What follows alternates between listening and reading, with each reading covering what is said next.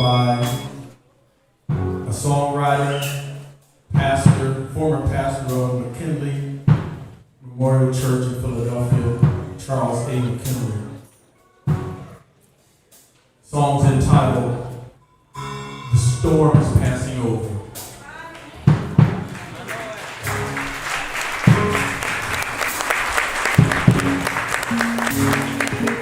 Whatever storm you're going through, if you're in the middle of the sea and the billows are rolling and the breakers may dash, and you're at that point when you're saying to the Lord, "Carest thou not we perish?" But we're here to tell you this afternoon, the storm is passing over.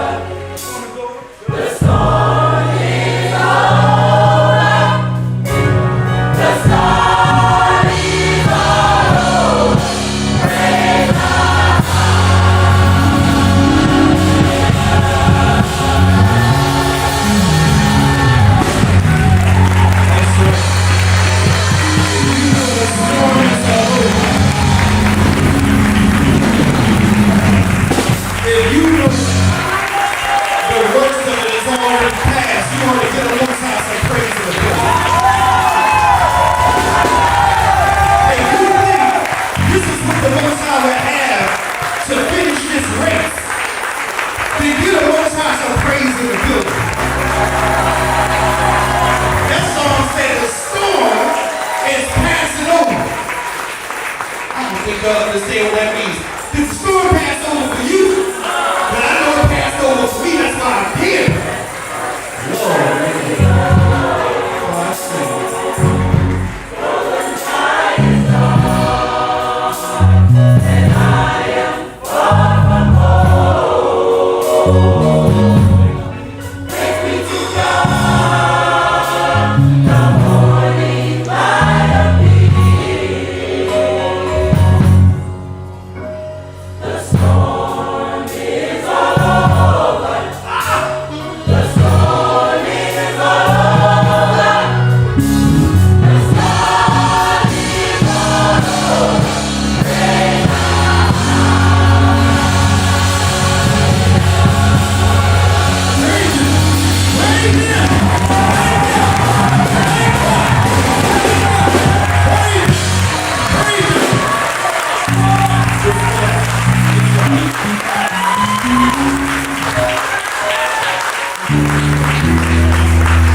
Some of y'all don't know. Some of y'all don't know. Some of y'all know my testimony.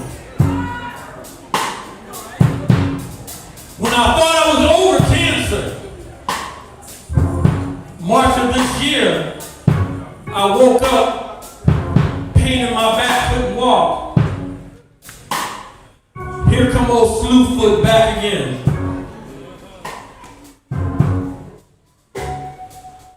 Cancer in L1, L2, and T12. So when I say the storm is passing over,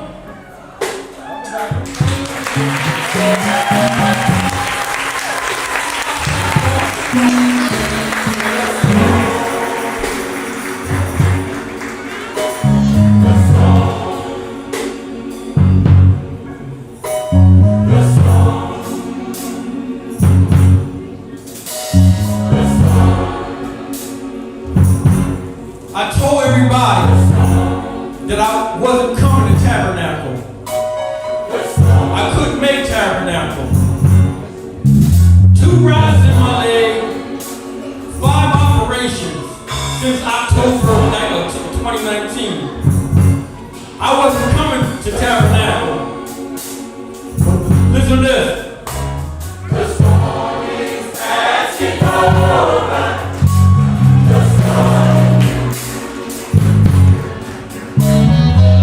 So whatever you're going through, whatever you're dealing with in your life, you just say this. The storm is passing over. The storm. In the midnight hour. In the afternoon. You speak faith to it and you say this. The storm is passing over. The storm is passing over. The storm is passing over. Praise God. Give all the credit to the Master, please. Just because He is.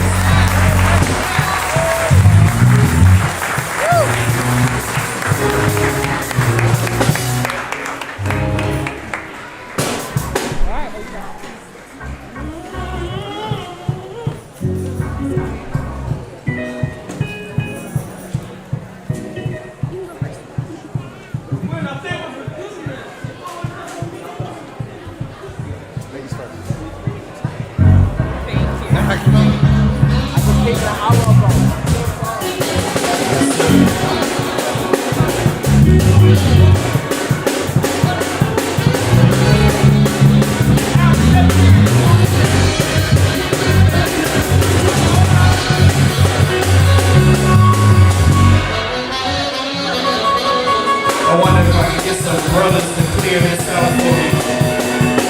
Clear these mics out. So that we don't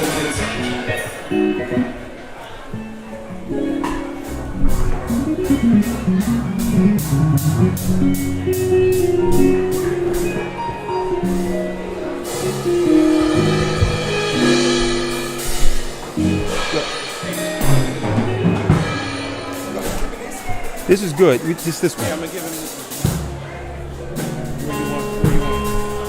I'll just take the other mic. You want the mic? Yeah, Mike, give your lawyer his mic. He got it. All right, brothers and sisters, it is my esteemed pleasure, Shema, Shema, Shema.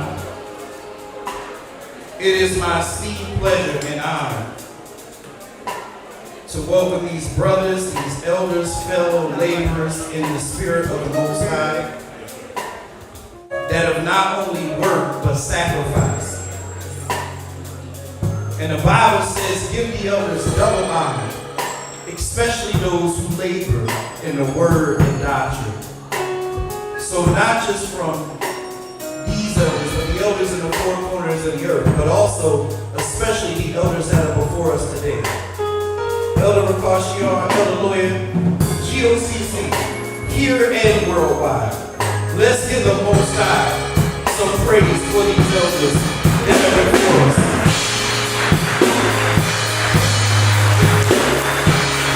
Let's give it up.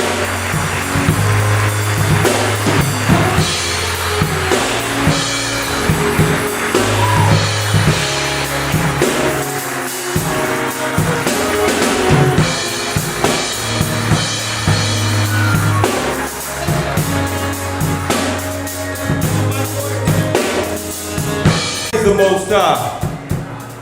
Praise the higher. Let me hear you.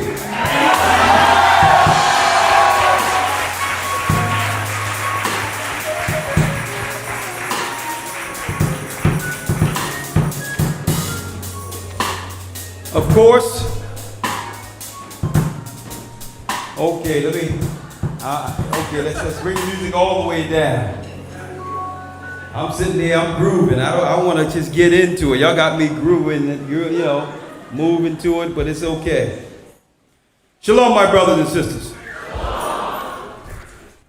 Man, can you see the beautiful week the Most High has given us? Give it up to Ahia.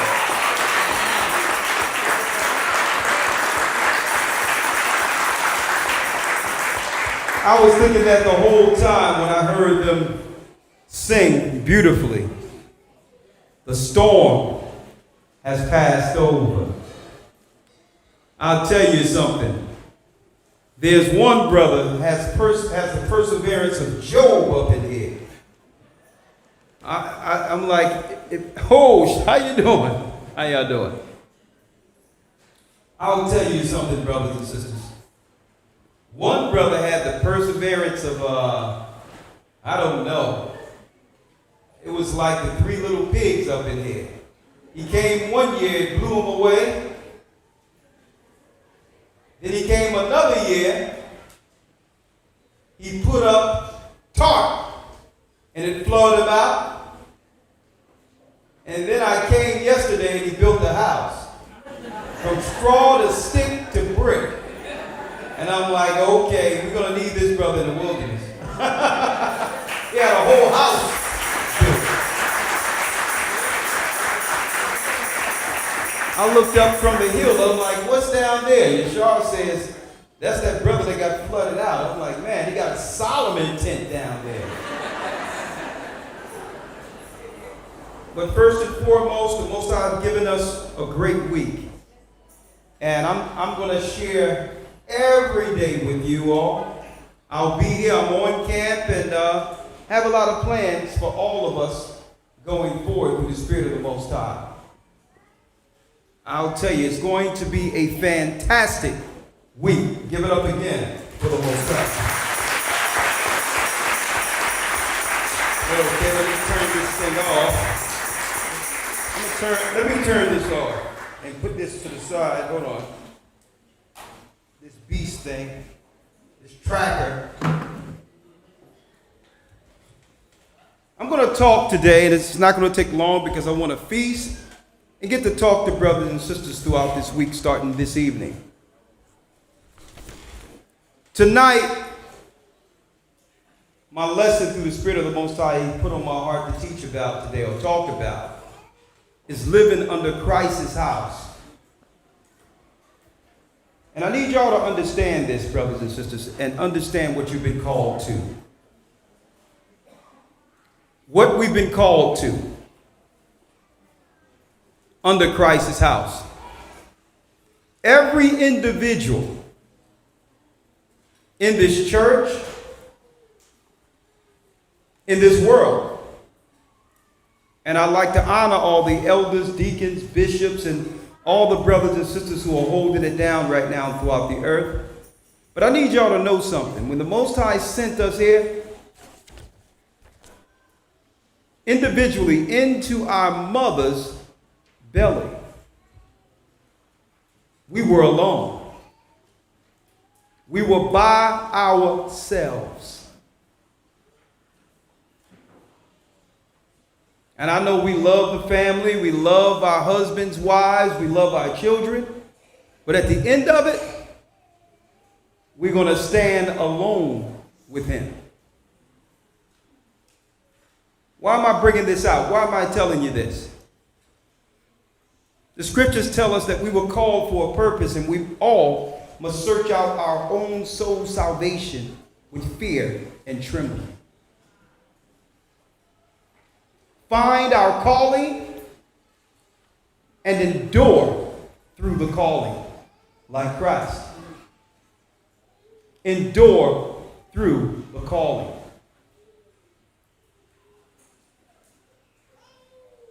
Now, we're not going to be long, and I'm telling you the truth today.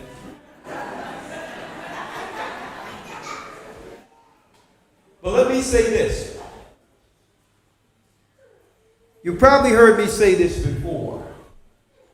All right? You probably heard me say this before. I didn't choose to do this. It was the last thing in my mind coming up, growing into adulthood, and even when I realized that I was an Israelite. And I'm saying this because so many people look at the end result of what the church has become without realizing how I was called and how you were called in this, without any expectation of what part you would play in this. When we were called from the womb, Christ and the Most High called us to be his servant. I didn't realize that. So you can't look at the back end of it and say, well, okay, well, I'm going to mimic something, or this is how it's done. No, you can't do that. You have to find your mission and finish it. Now, when you realize what the mission is, then the real challenge comes. Right? The real challenge is, will I endure, or do I want to step in knowing the tribulation that comes with this choice? Elder Lawyer. Something just came to my mind. One moment.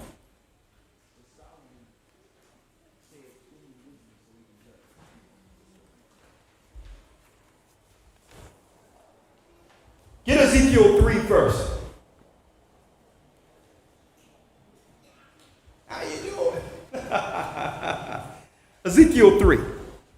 Every individual, all of us, will go back individually to the God that made us. And at the end of this life, we'll be standing before the King who sent us.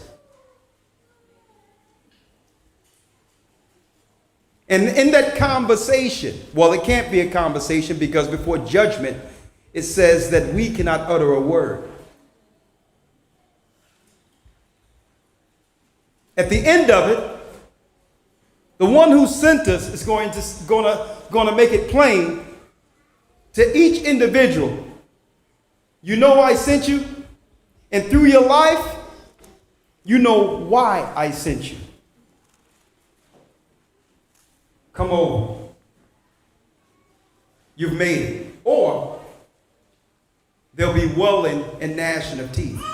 Every individual before the Father who lived through adulthood would realize what their purpose was by the Most High, for the Most High, and they'll know whether or not they walked away when the challenge presented itself.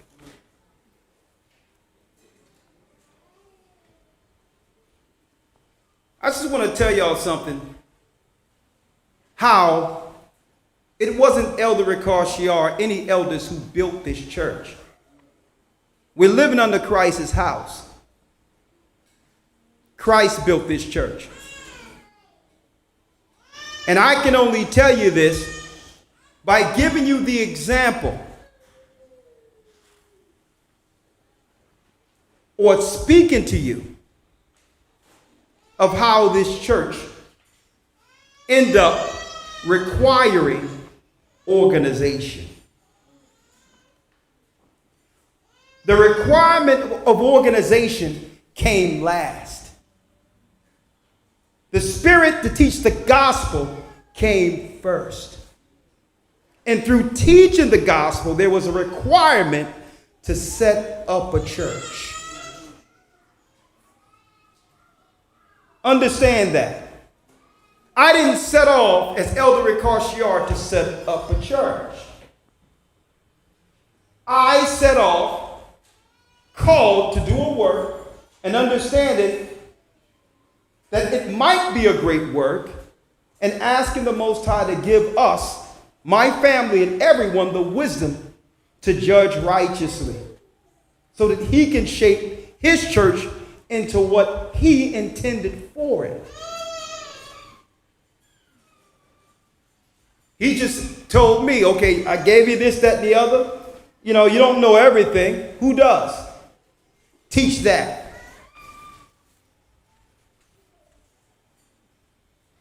Just teach it. In the confidence of everything you've studied, that's all you have to teach. Go out, speak into the wind. I'll do the rest. And as people started coming through saying, I'm hearing some things that I always understood, but now it seems like you've helped me connect the dots.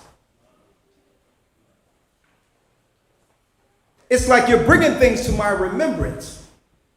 I've always thought that, but most people thought that, you know, I was weird in thinking certain things outside of the construct. And then I looked up, there was 5 people. 8 people, 12 people. Eventually, kept teaching, a multitude. It is like, well, hold up, what do we do with this? It must be organized under Christ's directive. Every position, every office must be constructed on the foundation. And it came through a requirement. An organized church had to be established based on the number of people the Most High caught in the wind.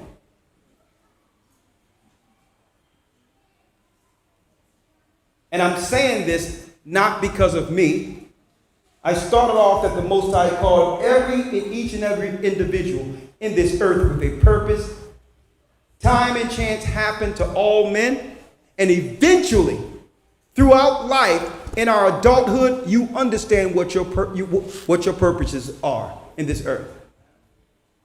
I just chose to step 2 feet into the purpose once I realized what I was called for, and was willing to renounce everything else in this world. The desire to one day become some music star out there somewhere. That's all I ever wanted. All I ever wanted growing up was singing in the church, get a record deal, and get my family out of North Philadelphia. That was my plan. But what I see here is the Most High's plan. And I need y'all to understand that when we step out of ourselves the power the Most High have in utilizing each and every individual. Through this comes many experiences. Many experiences. And this is why Solomon said this. Elder Lawyer, chapter and verse. Yes, sir. 1 Kings chapter 3, verse 5. Come on. In Gibeon, the Lord appeared to Solomon in a dream by night, and God said, Ask what I shall give thee. And Solomon said, Thou hast shown unto thy servant David my father great mercy, according as he walked before thee in truth and in righteousness, and in uprightness of heart with thee. And thou hast kept him this great kindness, that thou hast given him a son to sit on his throne, as it is this day. And now, O Lord my God, thou hast made me thy servant king instead of David my father. And I am but a little child, I know not how to go out or to come in. And thy servant is in the midst of thy people, which thou hast chosen, a great people that cannot be numbered nor counted for multitude. Now I need y'all to check this out. Solomon was raised to be king. He understood his path from birth. But when the time came to be chosen, he understood him as the seed of David, even through the bloodline, probably couldn't qualify to judge such a people. What happens when you judge God's people or operate in a leadership over God's people and break things? Who's accountable? He is. So he understood the magnitude, even though he was raised to be king. There was some hesitancy with him. He understood that to do such a work in this earth, it couldn't be done by him and him alone. That he needed help from something greater than himself. So he said what? Read it. Give therefore thy servant an understanding heart. Give me an understanding heart.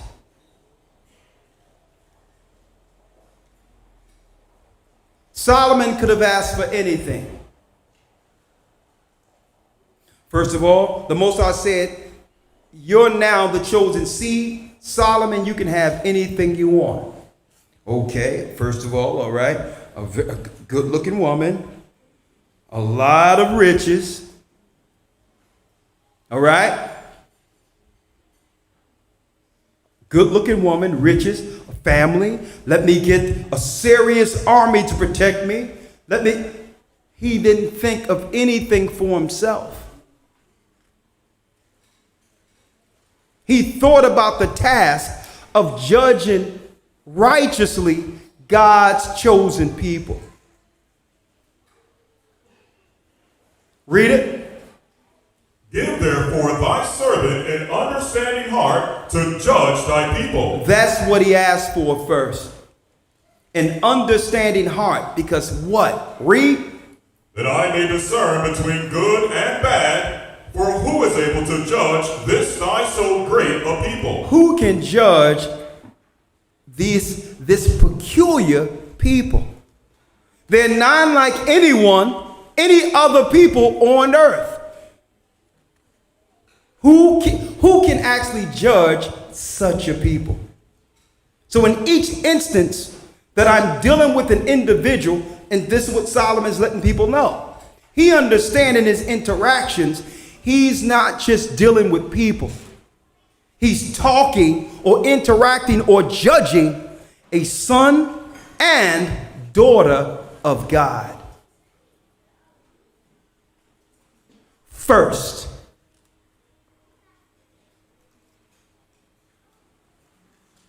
And even Christ says, if you offend one of these little ones, it's better that a millstone is tied to your neck and you're thrown into the bottom of the sea, the ceiling of hell.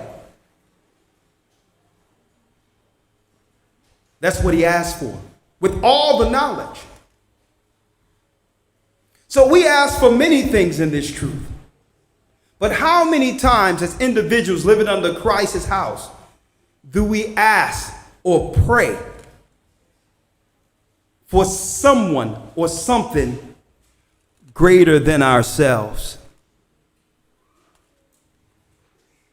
And just get up into the work and do your work so that the Most High can minister unto you and magnify you in due time.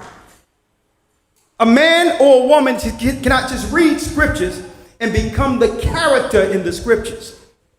I can't read Isaiah and say, man, I want to do it. I want to become Isaiah.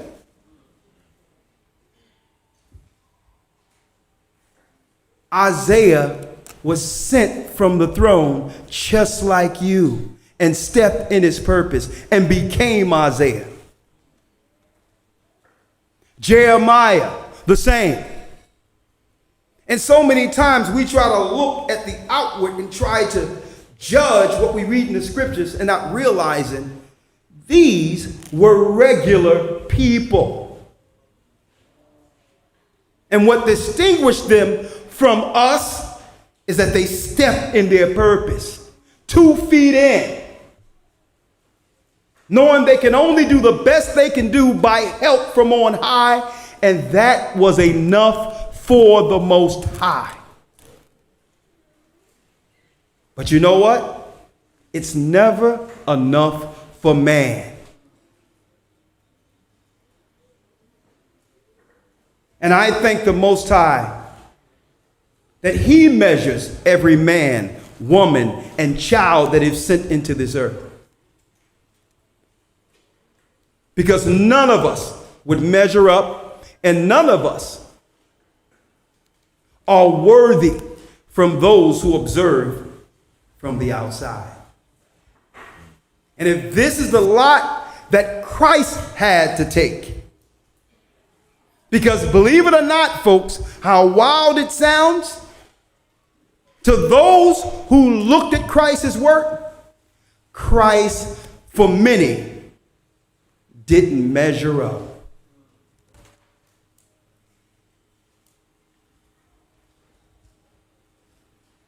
So what I learned is not to measure myself, and we should learn the same to others. We should wake up and understand our purpose and know that it's okay in all of our imperfections that we're measuring. That's right. We are fulfilling the measurement the Most High have in us to do what he sent us to do. That's the measurement, because you can never satisfy people. And I can only realize this by dealing in the work. And the only thing, and guess what? The work, it tempers you. It shapes you.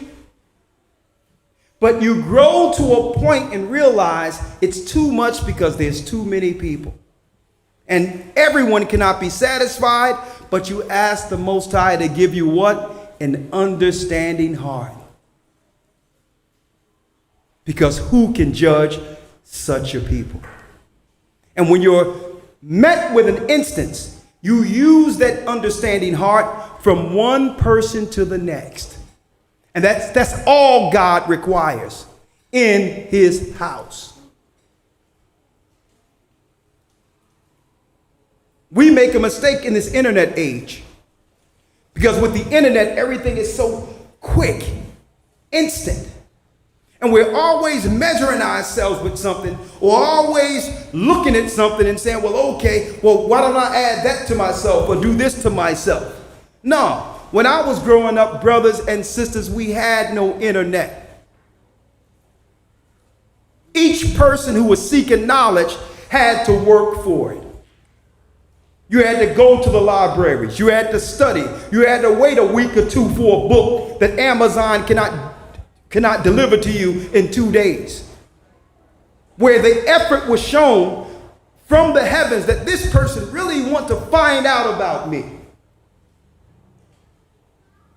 So we so measure ourselves, caught up in the internet, we stop to a degree finding our purpose as individuals to finish.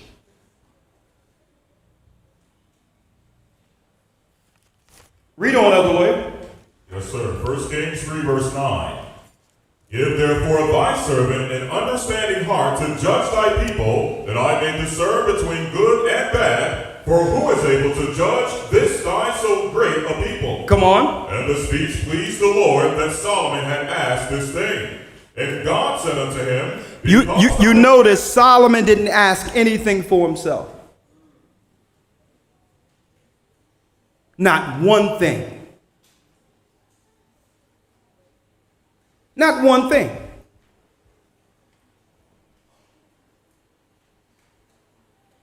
Let me tell you.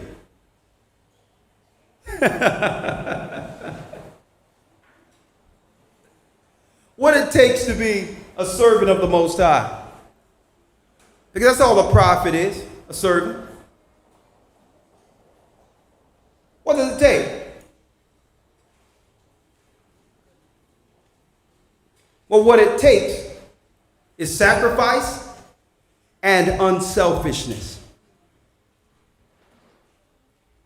Now, when he increased you in due time, everyone can see that because they see things. Jacob seeketh a sign, but the Greeks seek after wisdom. So once he've increased you and things are going good and people start growing and now people say, oh man, this is deep. Oh man, look at this church. It's easy for somebody to look back and say, well, yeah, hold everything and don't have nothing. When you depleted a bank account and you're homeless overseas someplace, who was there? Who was there when the only money that was there you thought can stretch out for another month or two? 5 or 6 people fly over on planes and say, I'm coming to the wilderness with no place to stay, and you got to empty your bank account so that they don't go out and harm themselves. Who was there when you flew over into England and there was no place to stay? Up 7-8 hours on a broadcast, only to come back home to sleep on a mattress that you have to hold the hole together, air mattress, so that you and your wife can have something to sleep on. Who was there when Elder Lawyer and others were in a small room that was so small it was between this microphone and that microphone?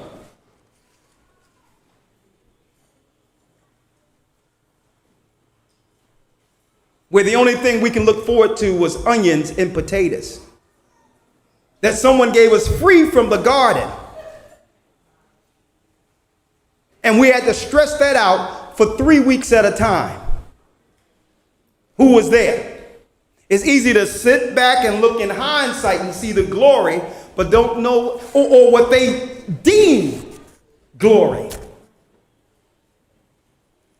but not realize the sacrifice that it took to get here. And guess what? What you don't realize is that what shaped you. When you're 2 feet in with your family with nothing and you have to depend on the Most High. And then on the other side, when the Most High confirmed that you made the right decision, that's when men begin to wake up and say, you know what? This may be something special. Because they're seeing what? The end of the work and not what it took to get here. But through it all, it doesn't matter. What never changed? Servants never change. The same perseverance that got us from there back here will one day lead us out again And what we're doing under God's house, which is his tabernacles, will be done permanently until we walk into Zion. And guess what? That's guaranteed. So we have to start looking inward and saying, am I doing enough? Inward.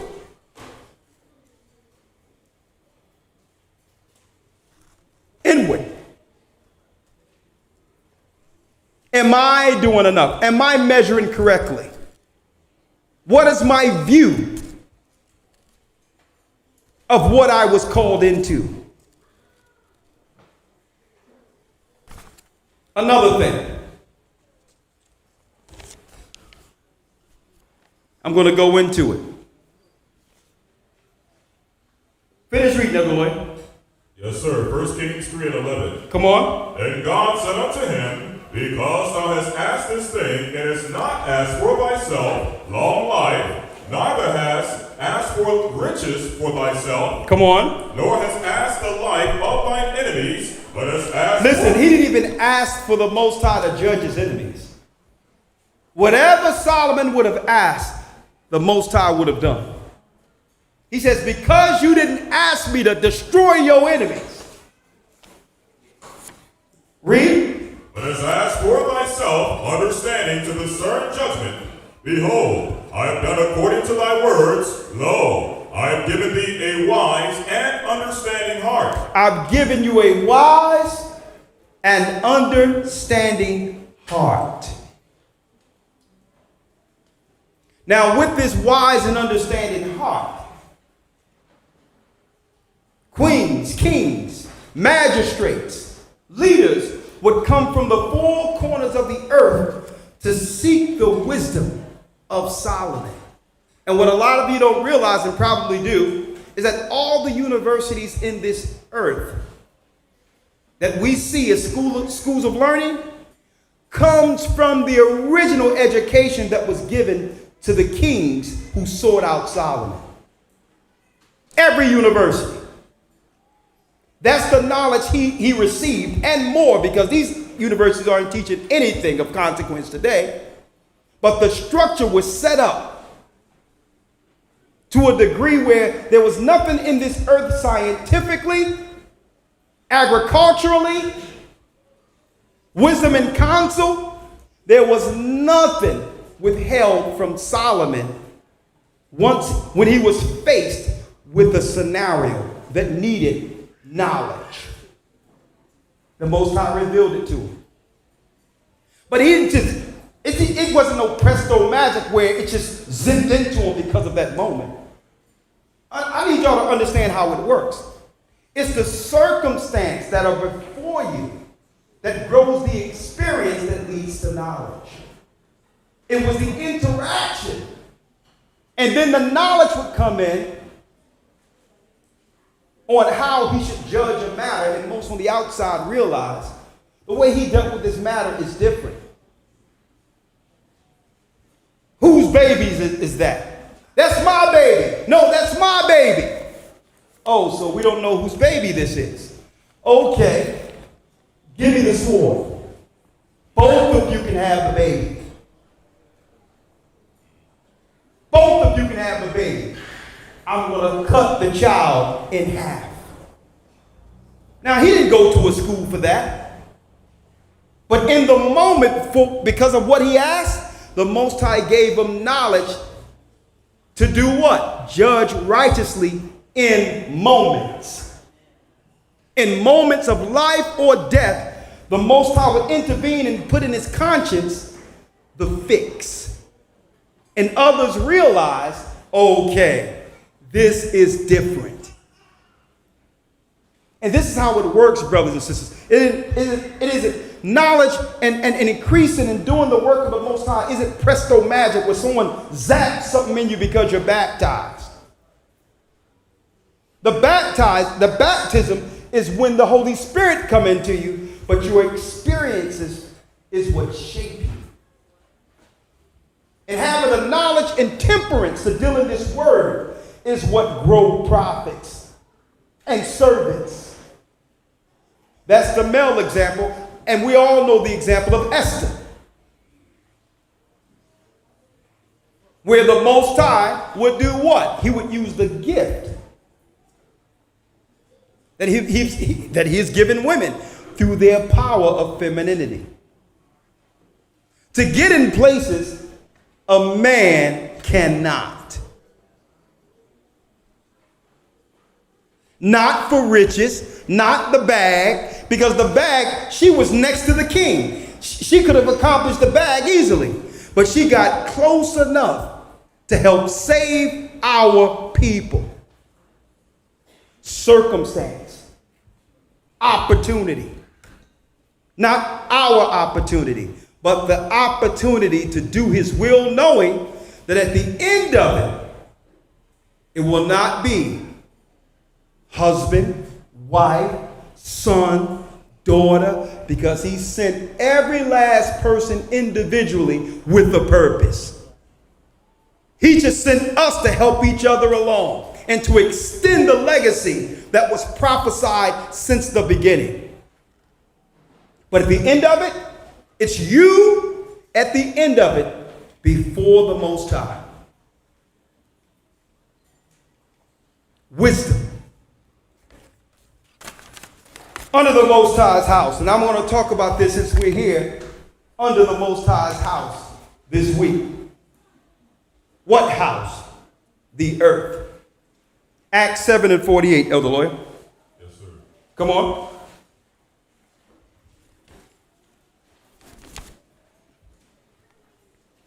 Acts 7:48. Yes, sir. Acts 7, verse 48. Yes. Howbeit, the Most High dwelleth not in temples made with hands. Howbeit, the Most High dwell not in temples made with hands. Read. As saith the prophet, heaven is my throne, and the earth is my footstool. The earth is my footstool. Folks, we didn't become a nation with substance. When I say with substance, we didn't have territory. We were wandering in the wilderness, figuring each other out, getting on each other's nerves, and above all, getting on the Most High's nerves. And that's all of us in the wilderness, including Moses.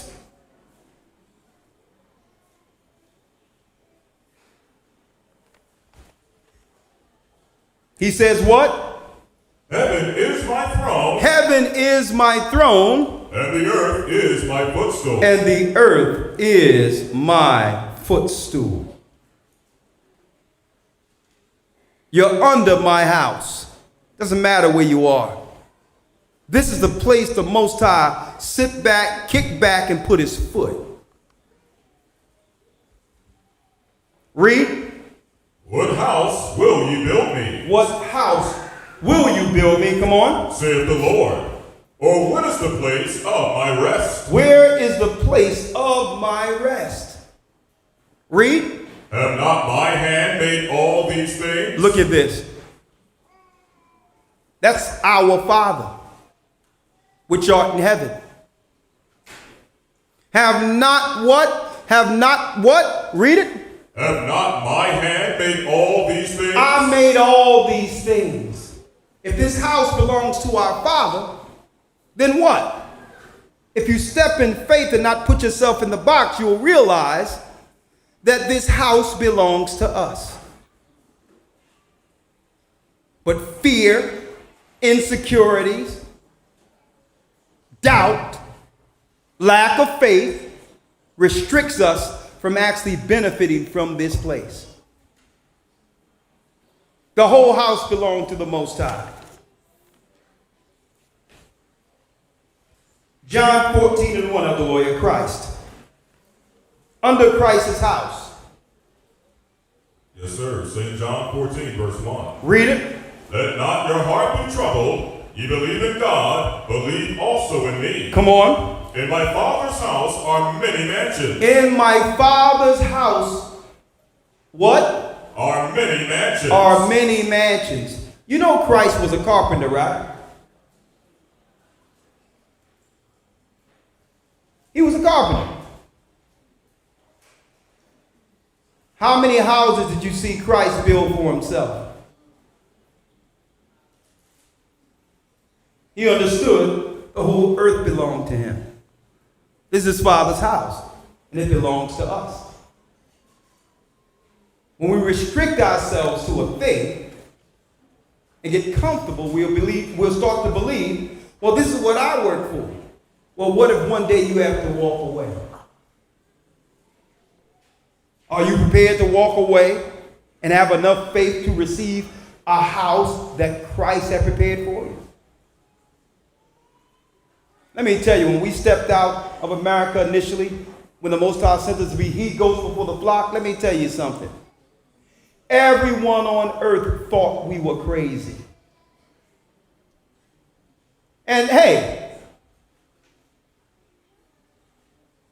we're human. You think Satan didn't creep into our minds out there all over the place? France, England, Egypt, Greek islands. You think Satan didn't creep into our minds and say, man, what are we doing? There's good days and bad days. Like, man,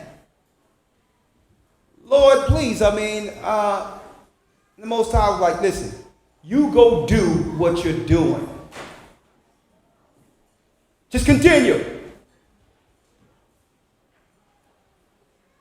This is my house. Continue. And I look up and not realizing that if I would have stayed where I was without stepping out on faith, I wouldn't have gained the experiences. I need y'all to think about this.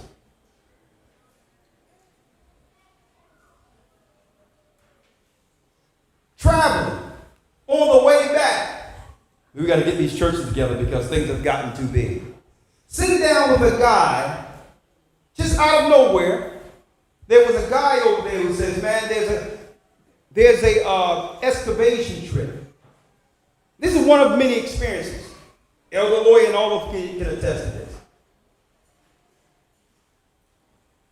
I'm sitting there. Excavation. A guy comes and says, listen, you got an excavation. Y'all can come together. There's a winery, one of the oldest wineries that's written up in Europe. Come to see how wine is actually made. I'm like, wine?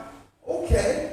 Christ turned water into wine, and and he shredded the wine press, and I'm like, okay. So the guy takes us to this winery. Now, check out this. It's a bus excavation to the winery, about an hour and a half away from where we were staying. There was no people at the winery.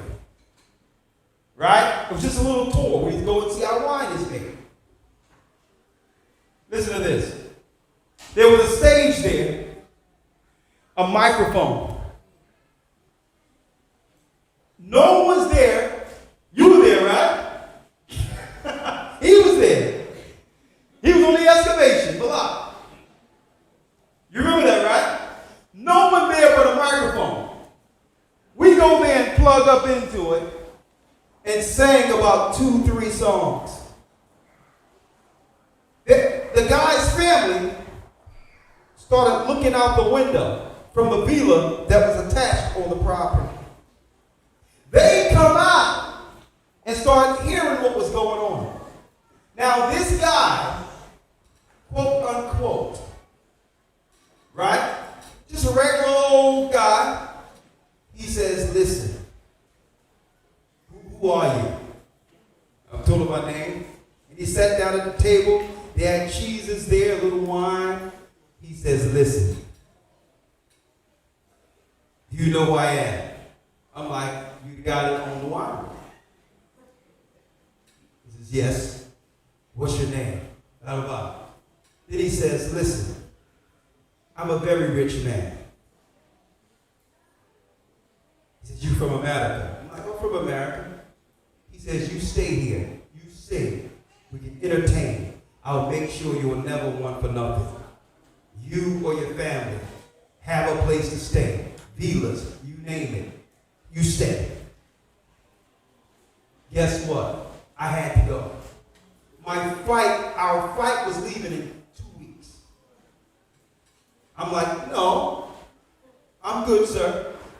wine is good. Thank you for the trip. He says, if you ever come back, call me. These are experiences. Stranger, never met. Because why? Once you have money, and the chase for the money no longer exists, you begin to value life and what's important. And to have someone who can sing or to make his family happy, he's willing to put his money up because that's what he got the money for. I was about to leave. One of the guys who we would do certain shows for and all that cried. I've never had anyone, when I had a back problem, pray for me. Why do you gotta leave? One guy by the name of Statros, of where I was living, he says, Rich, what you want? He said, do you need a villa? You need a house? We got ships. What do you want? I'm like, I gotta go. Folks left with absolutely everything I gave was for this work, leaving, and all the people that were there who came on a plane, simple as they could be, with telling their mothers they were fleeing, flat broke. Maestro, who ended up producing the music for us. The only thing he had in his back pocket, and he'll tell you, was what? One bottle of Louisiana hot sauce, because he didn't think they sell Louisiana hot sauce in the wilderness.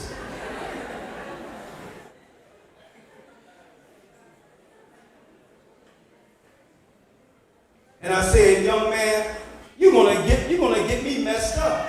I don't even know you. You're gonna come over here, you didn't tell your parents, and guess what? Last Monday, we had to pay for something with these brothers, and he came with 2 other people who said that they wanted me to baptize them in the water here because they had to stop off in Amsterdam where they would get high for the last time before meeting Elder Ricard Shaw to baptize them. And I'm sitting here. I'm like, boy, he says, Elder, I'm just glad to see you. I'm like, what's going on with our people? I said, we don't have much money. Let's pay for the place for a few months and we'll work this out. Last money didn't have no money left. And then I'm sitting with people saying, listen, here's villas, here's this, here's that, just stay. How many persons that you know, a guy who owned this big thing with a back problem, and you ask him, excuse me, at night, I'll tell you what, man, let me do a prayer for you. Pray? I'm like, can I pray for you? And the guy started scratching his head. I prayed with him, and he says, you know what? I feel better. I'm like, I know you feel better. It's the experience of stepping out on faith and doing what you're called to do. And each day, the Most High put an experience in your life to confirm you made the right choice. So that if he takes you today, you can stand before him and he's going to say, you know what? At least you did what I sent you to do. You aren't perfect, but everyone I put in your life, guess what? You blessed them. You blessed them with the moment. You showed them that you belong to me. Jew and Gentile alike, you knew that the earth was my footstool and the people in it were my children. You never turned anyone back. Strangers, you never turned them back. Gentiles, you healed.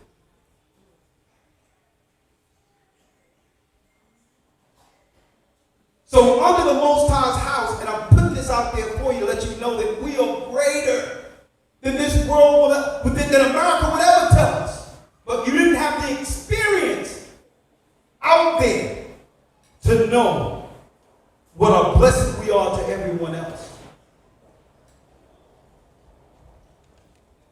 I know we got to eat. I got one more.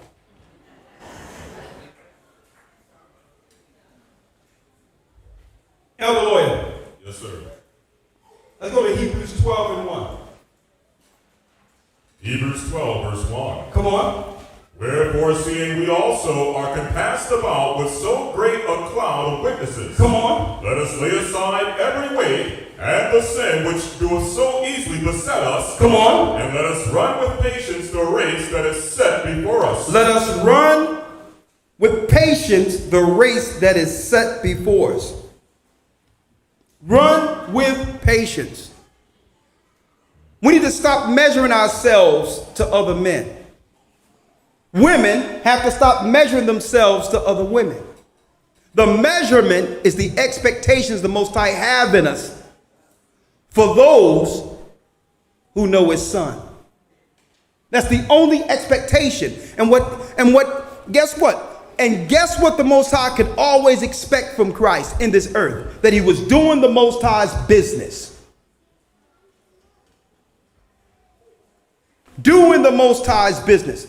What does it mean to really believe and have faith? What does it mean?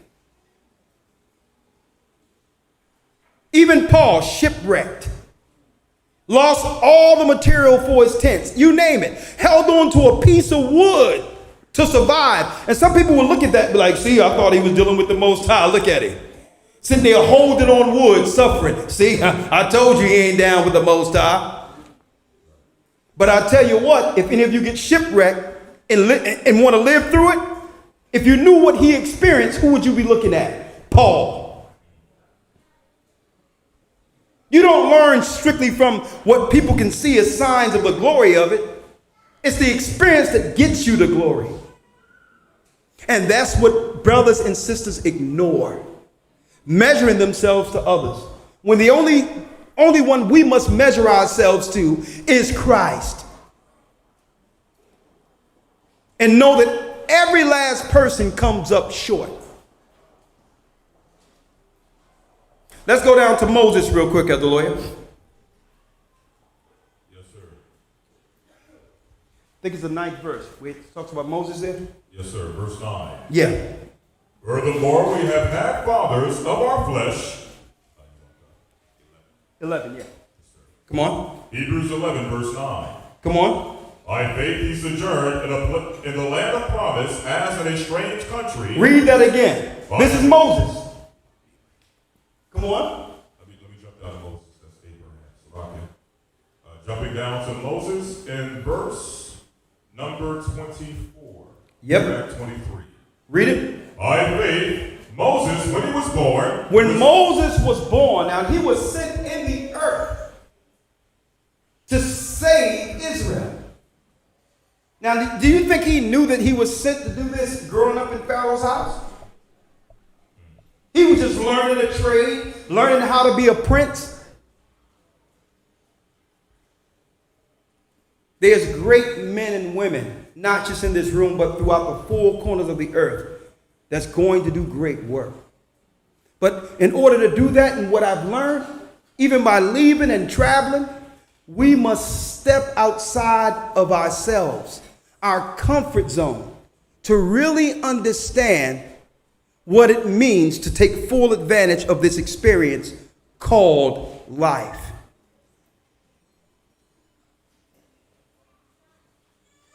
Listen to what he went through. Read it. By faith, Moses, when he was born, was hid 3 months of his parents because they saw he was a proper child. Come on. And they were not afraid of the king's commandment. Come on. By faith, when he was come to years, Moses refused to be called the son of Pharaoh's daughter. Look at that. Just like a lot of us begin to change our name. We refuse to go by the bywords or the slave names that were placed on us. Read. 25. Choosing rather to suffer affliction with the people of God. Come on. Than to enjoy the pleasures of sin for a season. Look at that. Read. esteeming the reproach of Christ greater riches. Hold up, esteeming the reproach of Christ. Now he's already given up a kingdom as Prince of Egypt. Now who can do that with someone saying, listen, I'm going to promise you a kingdom that you may see after death. But you must walk away from the kingdom you're ruling over now. I've learned so much in this experience called church, under Christ's church. And guess what? I'm still a student. It's not over until it's finished. It's not over. We're going to see all types of things. But there's not an experience, even through peril and tribulation, that I believe we will face, and we will face it. Not one thing that can happen that I believe we cannot overcome. And I know that for sure. The Most High has given me experiences, given us experiences. And a lot of you have these stories where you knew that there was what? Celestial intervention. Where there's no way I could have gotten from this place to that place unless God intervened. It puts life in perspective when you understand what you're called for. Imagine being king and prince over something, and then the realization through the Spirit comes to you like Moses and say, you know what? This preparation and experience you learned in Egypt's house, in the Egyptian Pharaoh's house, wasn't for you, Moses. You're going to lead my people with the knowledge of how to establish and form government. It was his schooling in Egypt. We just thought, okay, the sword of Egypt will come and kill the boy. They don't want the boy. That's only one story. The other story is the experience he can get knowing how to run a country. How to interact with diplomats. How to sit with kings and not be impressed or fearful. Knowing that no matter how much money someone has or prestige or recognition, they're just people. He wasn't starstruck sitting next to a prince or a king. Because he was raised seeing his father confer in counsel with diplomats of high matters. But that couldn't have happened if the Most High didn't allow him to sit amongst princes.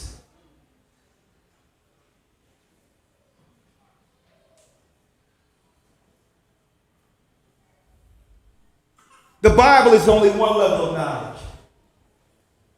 To utilize the wisdom of knowledge in life is a higher experience.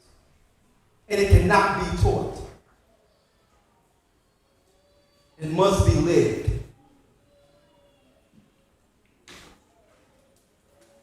And I'm talking about what it really means to live as a child of God, trusting the Most High. I believe this tabernacle is going to give us a great experience that will lead us to operate and trust in one another through some serious times, some tribulation that's coming, and I believe it's this tabernacle right here.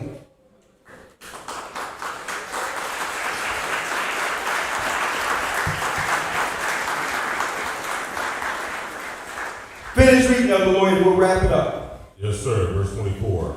By faith, Moses, when he was come to years, refused to be called the son of Pharaoh's daughter. Come on. Choosing rather to suffer affliction with the people of God. He was willing to suffer affliction with the children of God. See, it's easy to see things on the outside and see, man, look how great this is and how big this is becoming. We got the tarts and this is happening all over the earth at once. You think I planned this?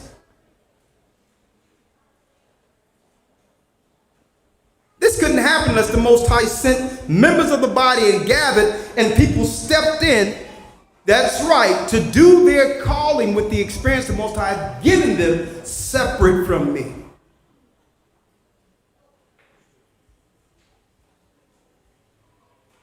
Man, y'all see those Peace FM things? I'm like, man, Elder was on fire, Peace FM. Boom, I'm listening to all that. I'm like, here, fire. Okay.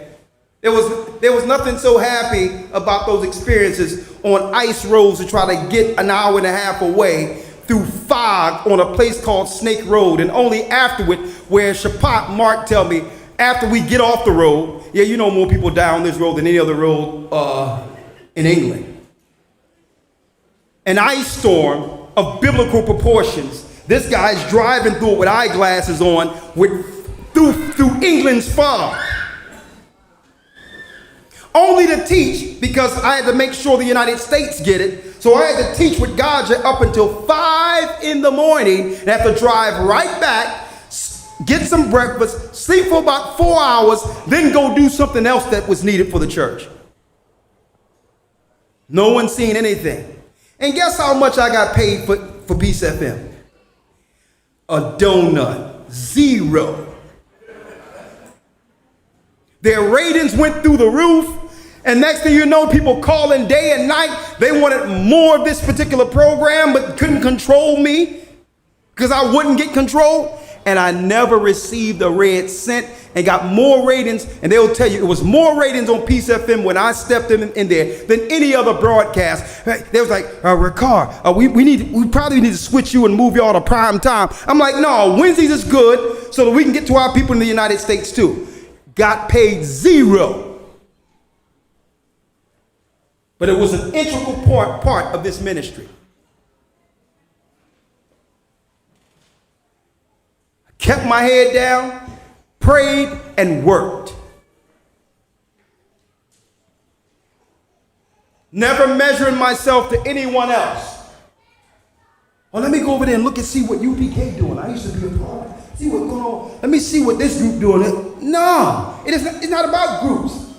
After the internet, there will be no name for groups. We're his people under his house. Life is the experience, and you want to be right when you're standing before the Most High, who sent you from birth all alone with no family. Last scripture, then we can do a communion. Read it. Yes, sir. Choosing rather to suffer affliction with the people of God than to enjoy the pleasures of sin for a season. Come on. Esteeming the reproach of Christ greater riches than the treasures in Egypt. Come on. For he had respect unto the recompense of the reward. By faith he forsook Egypt, not fearing the wrath of the king. Come on. For he endured as seeing him who was invisible. He endured seeing him who was invisible. He was working for the Most High. Read. 28. Through faith he kept the Passover. Through faith he kept the Passover. Read. And the sprinkling of the blood, lest he that destroyed the firstborn should touch them. By faith they passed through the Red Sea as by dry land, which the Egyptians assaying to do were drowned. Come on. By faith the walls of Jericho fell down. The walls of Jericho fell down without one man pushing, without one woman pushing. We sang and we shouted, the walls of Jericho came down. Read. By faith the walls of Jericho fell down after they were compassed about 7 days. Come on. By faith the harlot Rahab perished not with them that believed not. Come on. She had received the spies with peace. Come on. And what shall I say? And what more shall I say? For the time would fail me to tell of Gideon, and of Barak, and of Samson, and of Jephthah, of David also, and Samuel, and the prophets, who through faith subdued kingdoms, wrought righteousness, gave a righteous way as an example for others. Read. Obtained promises, read. Stopped the mouths of lions. Come on. quenched the violence of fire, escaped the edge of the sword, out of weakness were made strong, waxed valiant in fight, turned to flight the armies of the aliens. Women received their dead raised to life again, and others were tortured, not accepting deliverance, that they might obtain a better resurrection. Come on. And others had trial of cruel mockings and scourgings, yea, moreover of bonds and imprisonments. They were stoned, they were sawn asunder, were tempted, were slain with the sword, they wandered about in sheepskins and goatskins, being destitute, afflicted, tormented, of whom the world was not worthy. They wandered in deserts and in mountains and in dens and caves of the earth. And these all, having obtained a good report through faith, received not the promise, God having provided some better thing for us, that they without us should not be made perfect. And as you can see, let me ask you a question. And I need you all to answer this genuinely. Are these that are celebrated and read about in the scriptures, these righteous, these prophets, teachers, outside of Christ, are they any better than we? No. So what would be the difference if there was?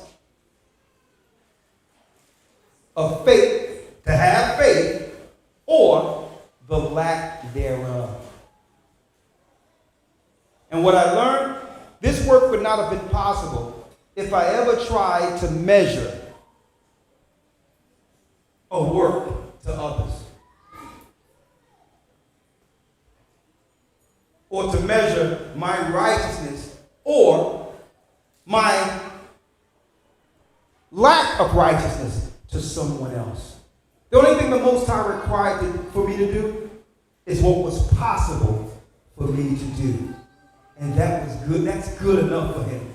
And that's the same as any other prophet, teacher, minister, understanding within us and the requirement he had since we were born. And do that. That's all he requires.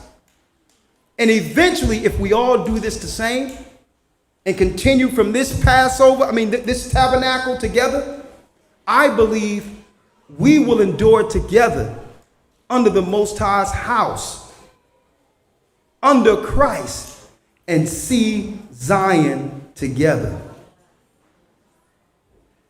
And if you believe that through faith, stand and give full praise to a higher under his house.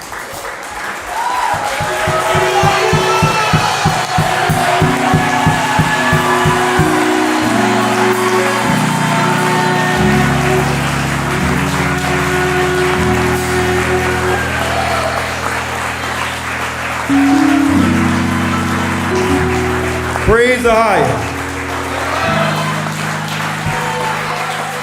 The water Yeshua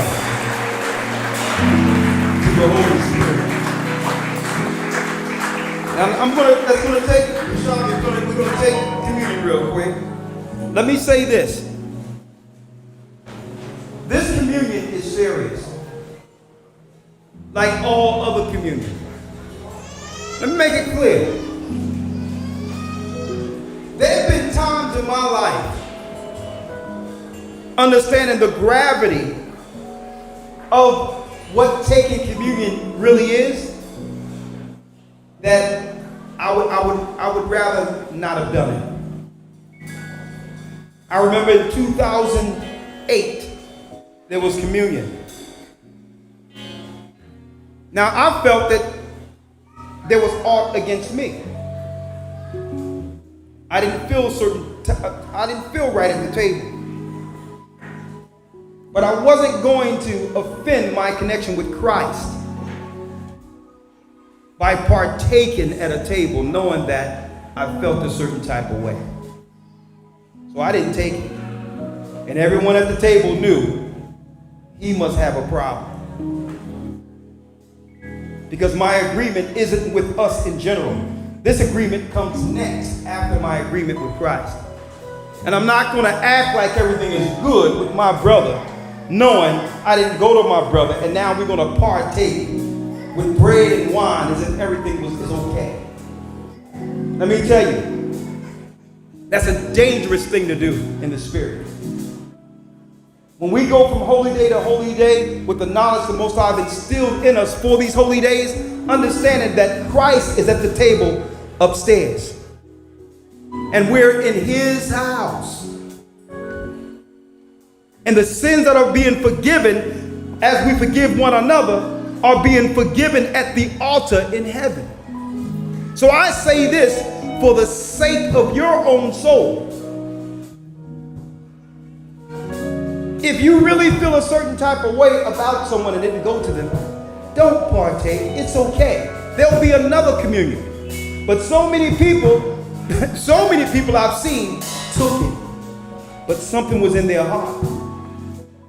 And you notice I say this every time we teach since the beginning, since I came back.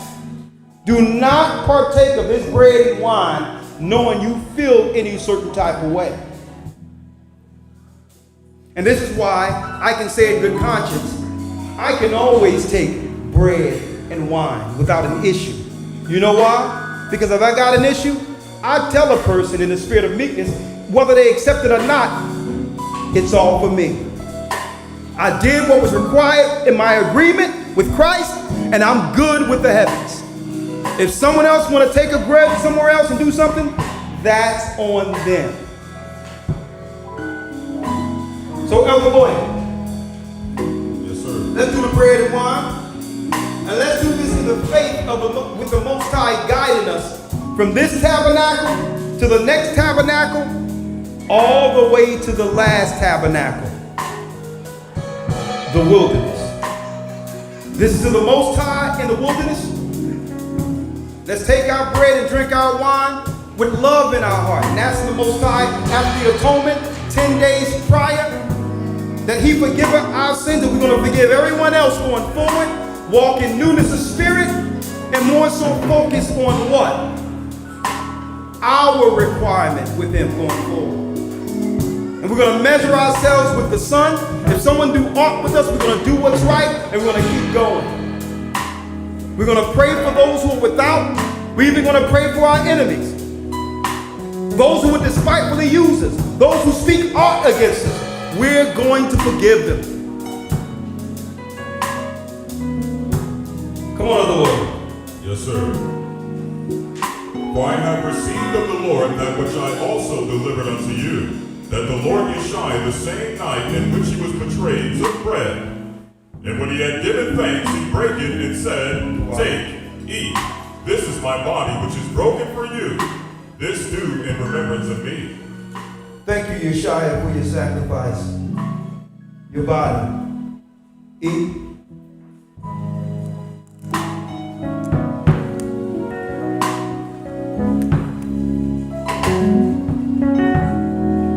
After the same manner also, he took the cup when he had supped, saying, This cup is the New Testament in my blood. This do ye as often as ye drink it in remembrance of me. This is the blood of Christ that was sacrificed on the crucifix for the sins of our nation, to take away the sins of the world. Please, Yeshua, accept our sacrifice going forward towards your kingdom and accept us into your house. Until you return, here's a communion with your body. Drink. Praise the Most High.